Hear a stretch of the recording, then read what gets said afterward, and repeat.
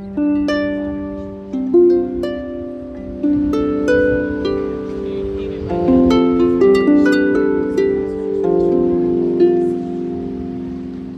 getting there. There it goes. Ta-da! All right, welcome to Creating a Culture of Psychological Safety. All right, so how safe is your environment, right? It's a balancing act, right? When safety is low, fear is high, and when safety is high, fear is low, right? Psychological safety is that shared belief that it is safe to have take interpersonal risks, right? So establishing why it's important that we establish a climate of psychological safety is because it allows a space for people to speak up and share their ideals. All right. What happens when you feel unsafe, right? You have a threat response. You can either fight, flight, or freeze, right? That fight, flight, freeze isn't a conscious decision, right? It's an automatic reaction that we can't control, right? We are wired, that threat response that we have to a lion coming at us across the Serengeti is exactly the same. That life-threatening response is exactly the same as when you feel emotionally threatened, right? It leads to an amygdala hijack. And it can be useful, right? If there was a lion. Because in a life-threatening situation, it causes us to move, it does things like move out of the way of a car that's coming right at us. Before we even register, the car is there. However, in other situations, that amygdala hijack causes us to react in an intense emotional way that may be out of proportion to the situation, right? It turns off, right? All that prefrontal cortex thinking that we do, as advanced human beings, when we don't need that. If there's a car coming right at us, or if there's a lion, popping out of the brush, we need to not overthink something. We need to get, fight, flight, or freeze, right? One of those three things is going to save us. So we don't think. There's no thinking involved when you get that threat response. And it takes like 20 minutes to dump that adrenaline out of your system and get you back to thinking rightly, right? So what is psychological safety? Why is it important, right? Psychological dependent is not dependent on any one individual person, right? It's something that we perpetuate and grow over time. It helps, what the result is, of course, that you have that amygdala hijack is less likely to happen, right? You don't have that threat, so you can self-regulate. And it also, gets us to get that buy-in, that cultural buy-in, and because emotion is contagious, right? So this quote about psychological safety is a cultural dynamic is essential, right? If you don't have it, right, it's the base layer of everything you build on.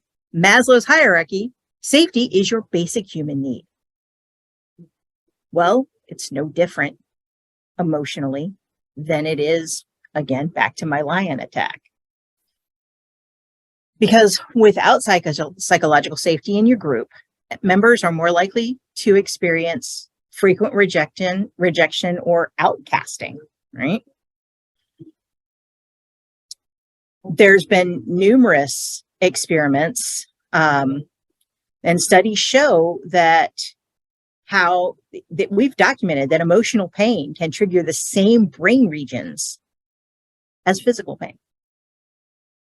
Right? So social rejection in any context causes real pain to human beings. And the research that's shown that how repeated or severe rejection can potentially result in harmful coping strategies, right? Like emotional numbing or reduced empathy. Now, there are 3 stages to psychological safety, right? When you're not safe, right? When you're excluded, that stage before safety, right? When you're not part of the group, when you don't feel safe to participate. Then there's inclusion safety, right? Is there a seat at the table, right? Do you know that table's there? Is there a seat for you? Is there room in the room for everyone in the room, right? Does everyone have a seat at the table? The next is, are you safe to learn, right? Do you have to know, it doesn't have to be your first, it's not my first rodeo, right? You can be it can be your first rodeo, and it's okay to be safe to learn, to experiment, right? In the SCA, this is important because we're all about learning. And if you don't feel safe to learn, no problem, sorry. Then there's contributor safety, right? Do I feel like my contributions are valued? Am I part, if I say something, am I going to be taken seriously? And finally, there's challenger safety, right? Somebody who you're so safe that you feel that you can challenge the status quo, that you can, notice if there's a problem and you can, make suggestions, that you say, hey, we could do this differently and it would be, we could get a different result. Because that step, once you're completely safe as a contributor into challenger, where you challenge the status quo, that's your innovation threshold, right? That's where you're like, hey, here's this cool thing we could try, right? But if you don't feel included, if you don't feel like you are safe to learn, that your contributions matter, you are never going to contribute something innovative or new. We're not going to learn, right? If somebody didn't take a look at those grave finds and say, oh no, that's actually that Viking warrior is not actually a man just because that person is buried with weapon grave goods, right? They didn't feel safe to make that innovative the decision to say, hey, no, we're showing all these things that show this was a woman, right? That's how we make new discoveries. And if we didn't feel safe to challenge the existing wisdom, we wouldn't learn anything new. All right. So how do you create inclusion safety, right? Inclusion safety satisfies that basic human need to connect and belong. Whether you're at home, at work, at school, or here in a social group, right? Everyone wants to be accepted. In fact, the need to be accepted precedes the need to be heard. So when we invite others into our society, and in this case with the capital S, right, we develop a sense of shared identity, a conviction that we matter. Inclusion safety allows us to gain membership in a social unit and interact with its members without fear of rejection, embarrassment, punishment. It boosts confidence, resilience, and independence. Inclusion safety unlocks the power of diversity, right? Diversity is a matter of makeup and composition, where inclusion is a matter of belief and behavior. Diversity produces nothing and blesses no one unless it can be unleashed with inclusion, right? Inclusion activates and releases, that by, unfortunately, many organizations have made great strides, including ours, to be more diverse, right? And then everybody congratulates themselves. Look, we're diverse. But if they're not inclusive, they're not any better off than they were before, right? Inclusion, the social exchange involved in inclusion safety, right? Inclusion is exchange for human status, is an exchange for human status and the absence of harm, right? Ask, how are you? What's going on for you? You know, invite others to be part of the team. Share how you feel, right? In order to be part of including is to make yourself vulnerable, right? To be uncomfortable. Questions to ask yourself, right? Do you treat people differently if you consider them to be like a lower status than you, or than you would like a higher status?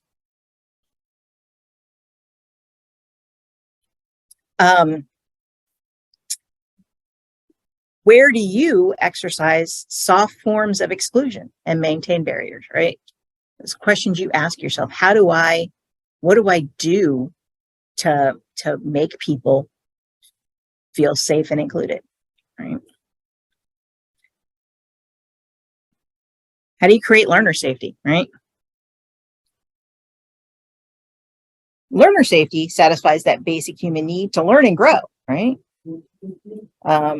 It allows us to feel safe as we engage in all aspects of the learning process.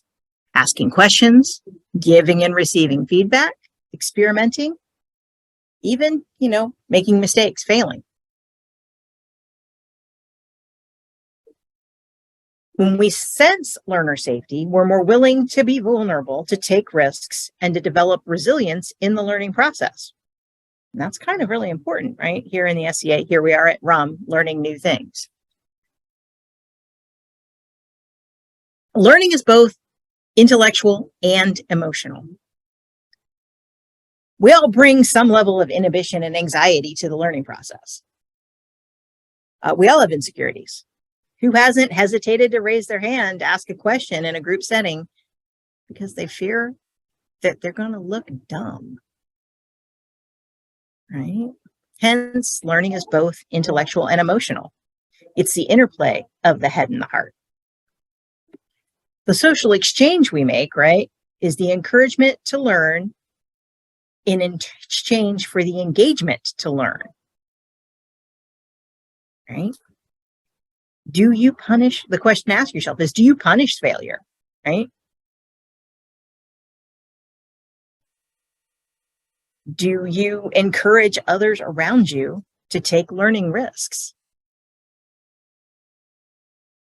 When was the last time you created a nurturing learning environment to boost someone else's curiosity and motivation? You have a question? Or I'm just like, these are like questions to think out. So I'm not actually like looking for answers. And it's like, I had a look and I'm like, okay. Contributor safety. Sorry, I'm going a little faster than I normally would because we had like 15 minutes of technical problems. So contributor safety, right? It satisfies that basic human need to contribute and make a difference. When I do this in a professional setting, I always go back to Daniel Pink's drive, right? Your intrinsic motivators are autonomy, mastery, and purpose, right? Mastery there you get in the learning process. Purpose is that making a difference, right? We all want to make a difference internally. We're wired that way, right? The more we contribute, the more confidence and competence we develop. When we create contributor safety for others, we empower them with autonomy, guidance, and encouragement in exchange for effort and results, right? Contributor safety, when it's present, we feel safe to contribute as a full member of the team, using our skills and abilities to participate in the value creation process, right? We lean into what we're doing with energy and enthusiasm. We have a natural desire to apply what we've learned to make a meaningful contribution, right? Contributor safety is about being given a chance to make a difference, right? Giving someone a chance. Because we're wired.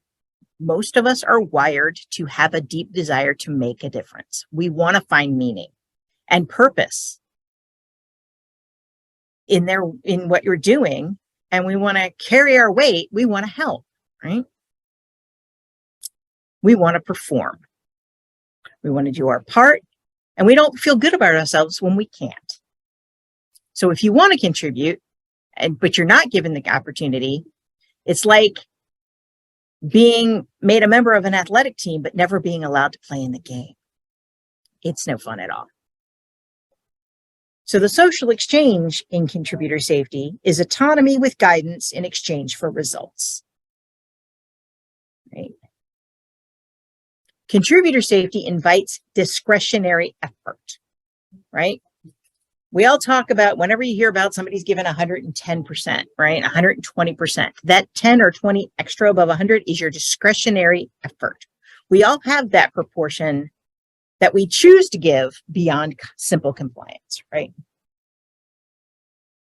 But that's a matter of personal discretion, whether we contribute it or we slack off, right? When an organization gives their members autonomy and guidance to produce something, right? Anything, a result, a benefit, right? They unlock this discretionary effort of the member, right? Instead of focusing on, a to-do list of tasks, right? The people, the group, the team can focus on producing a result, a thing of value. One of the most powerful things you can do to foster contributor safety is to help others think beyond their role, right?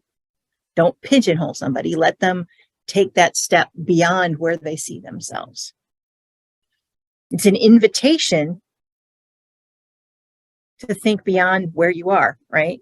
It expresses by doing that, you're expressing greater respect for them, and you grant them permission to contribute. Before people can get out of their silos, right, they have to be liberated by contributor safety, right? We explain the why, we assign the what, but we delegate the how, right, with contributor safety. Question to ask yourself when you're thinking, am I creating challenger safety, is, do I collaborate effectively with everyone around me, right? Am I, as part of your group, your team, your barony, your shire, whatever team you break yourself into, right? Do you respect only high achievers and highly educated people, or do you recognize that answers and insights can come from anyone? Are you genuinely happy for the success of others?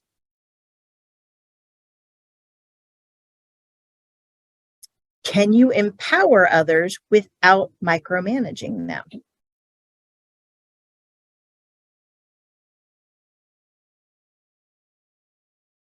All right. Challenger safety. Challenger safety satisfies that basic human need to make things better. It allows us to feel safe to challenge the status quo without retaliation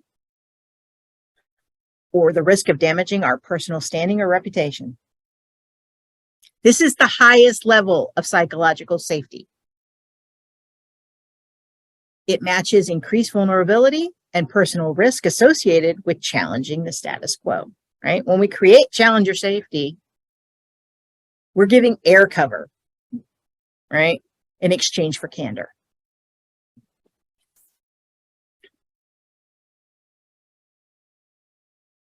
You are increasing intellectual friction while decreasing social friction. Right? Intellectual friction is that raw material you need to solve problems, create solutions, make breakthroughs, most importantly, as I said, innovate. Right? If you want intellectual friction, you want intellectual friction to be as high as possible. Right? If you want to, solve problems, create, all those things that you do to make things better, right? You want to keep that intellectual friction as high as possible, but to get that, you have to keep the social friction down. If you let the social friction rise as the intellectual friction is rising, you're going to get a problem, right? At some point, the social friction is going to shut down the intellectual friction. Why? Because social friction means that we're getting temperamental, we're getting defensive, and humans have the tendency to do that, right?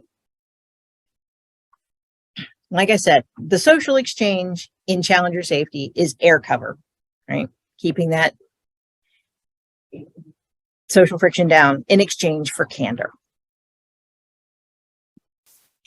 So how do you know? Question to ask yourself when you say, hey, am I creating challenger safety? Do you allow others to challenge you, right? Do you give other people the license to dissent and disagree? Do you get defensive and take things personally when someone gives you constructive feedback or gives you an alternative course of action? Right? Can you tolerate a high level of candor?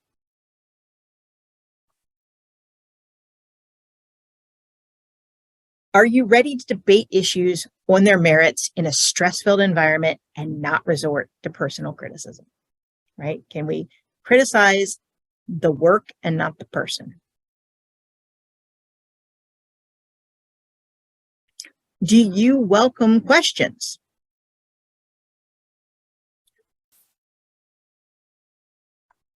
When was the last time you were brave and challenged the status quo?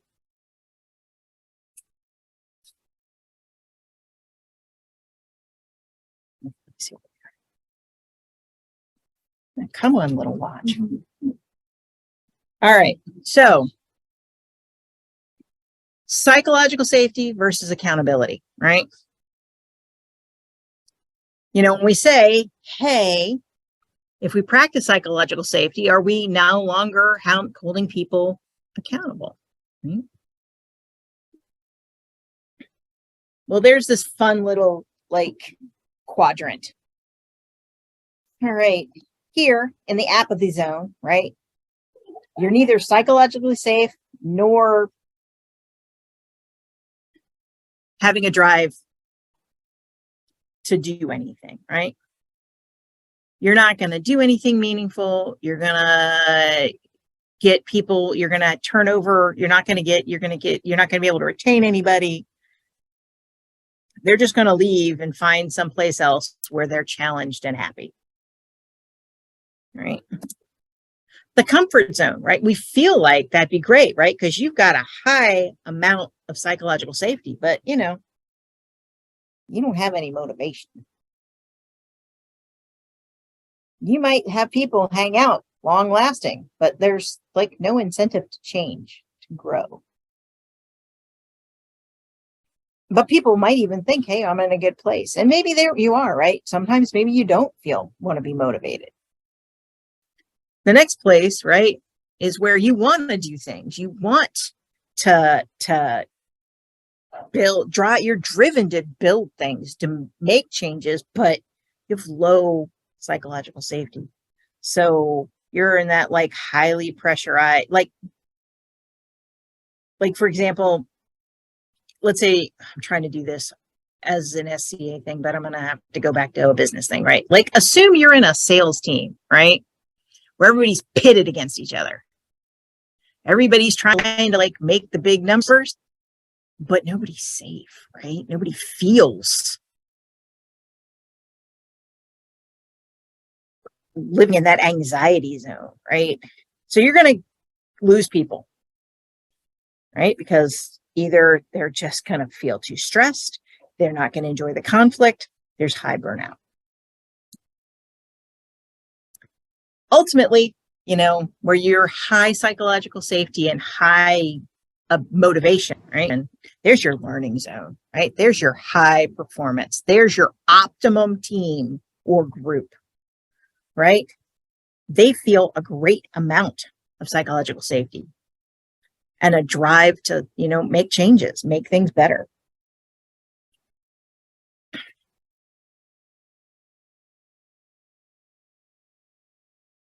So if you're a leader, and I feel like everybody in the SCA has some level of leadership, right? What do we do, right? How do we help build? How do we contribute and foster psychological safety?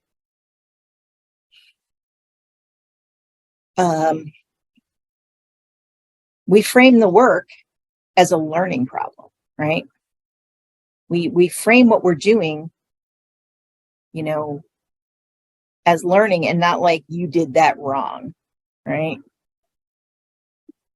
Stazzy's making faces at me because this is something that happens in A&S competitions all the time, right? We're talking about, maybe you've got a more opportunity to learn, not that you did this wrong, right?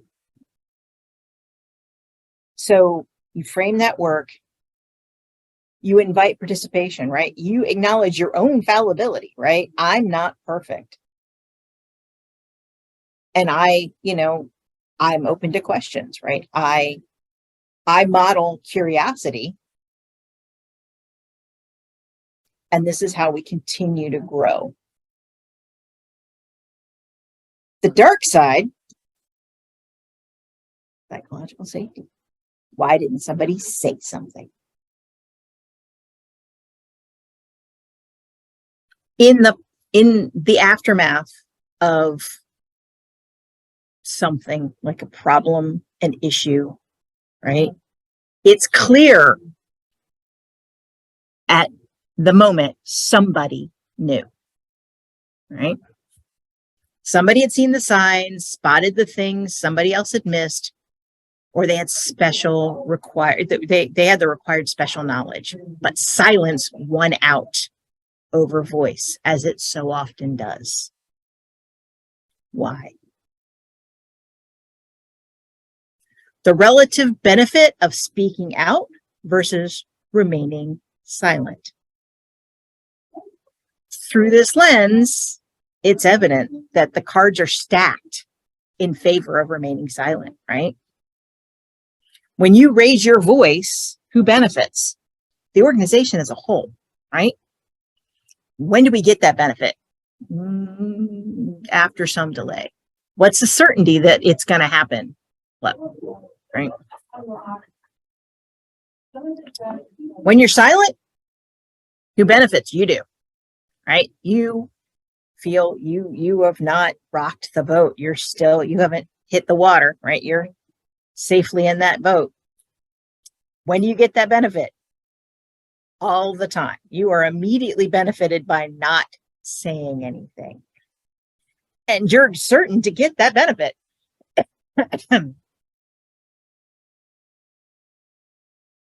So this baseline condition is why we, as leaders in this group, need to be crystal clear that not only is it safe to speak up, right? It's the obligation of everybody. So we, right, understanding that it is our base reaction to be quiet, to not speak up, because it benefits us personally, right? We immediately are protected and we're fine, right? So we need to practice little interventions all the time. Lower the threshold for speaking up, right? don't wait and say, why didn't somebody say something when some great hoyness thing that I don't want to put on Kate, but we've witnessed, we've noticed have happened and have been that we've had to deal with, right? So don't wait till the big disaster, right? Start modeling that speak up with much smaller things, right? It's less about grand gestures, right? And it's more about those everyday actions in the moment. All right. And now I'm open for questions.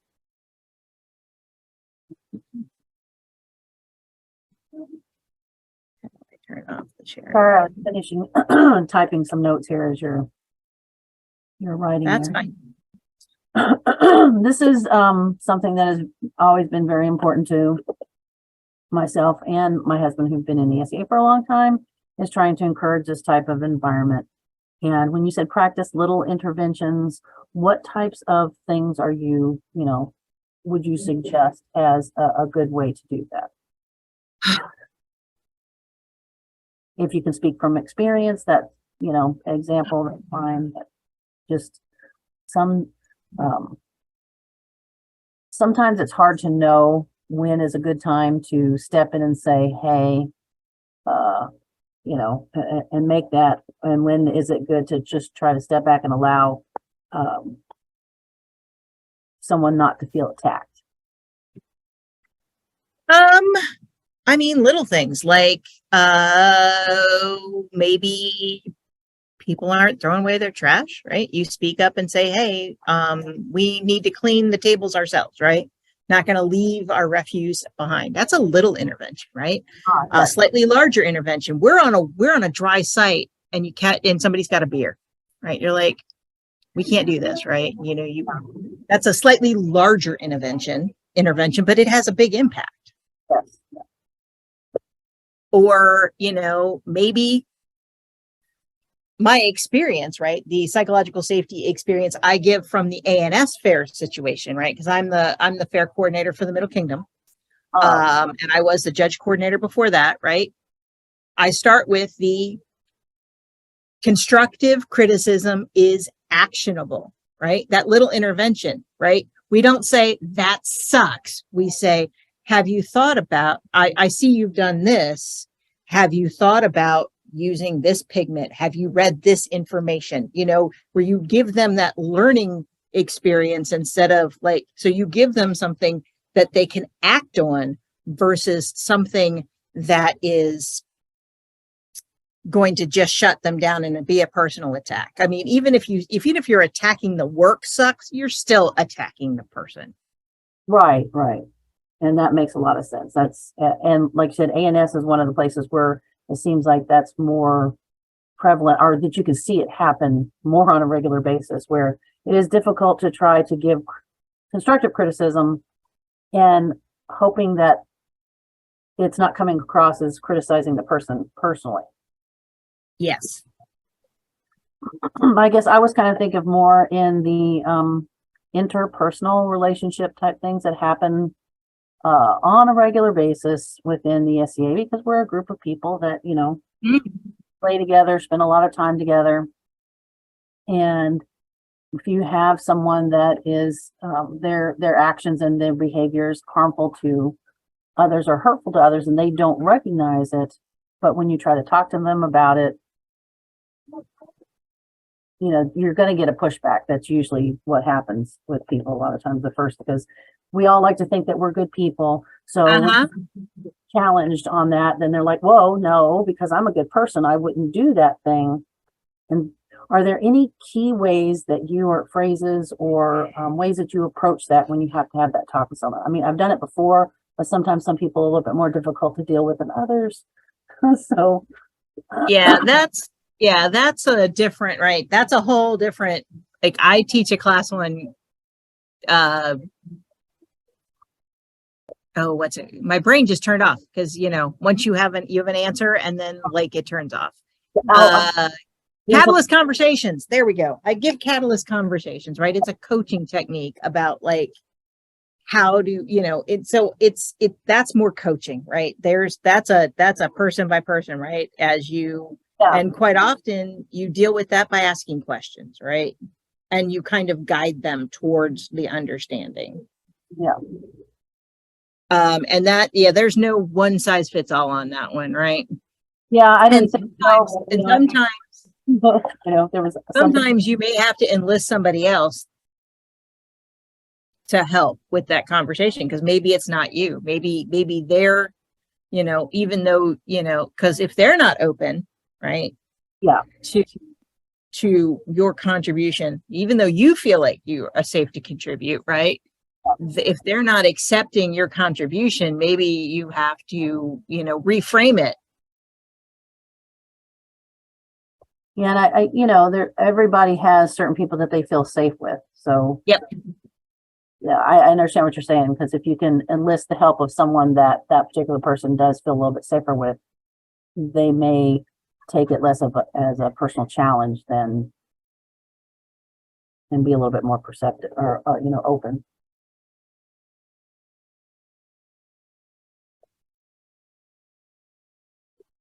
Yes, ma'am. This kind of actually goes into that a little bit. Can you hear her on the call? I can talk louder. So we talked about like increasing intellectual friction and decrease social. When you're in that situation, do you have like specific de-escalation strategies? Because things in our hobby too can get very tense. Everyone has their opinion. So especially if you're like in charge of that event or you're a leader there, how can you de-escalate while keeping that intellectual friction going? Yes. It's a good question. I mean, again, since I do most of this, like my experience is in the administration of the arts and sciences world, right? It is just the, keep your eye on what we're doing, right? Why are we here, right? Are we here? Let's say we're out fighting a tournament. Are we here to like injure each other? Or what is the purpose? Why are we here? Why are you participating? Right? What is the value you're getting out of this activity? Kind of a refocusing. Yeah. Yeah, that makes sense. Yeah.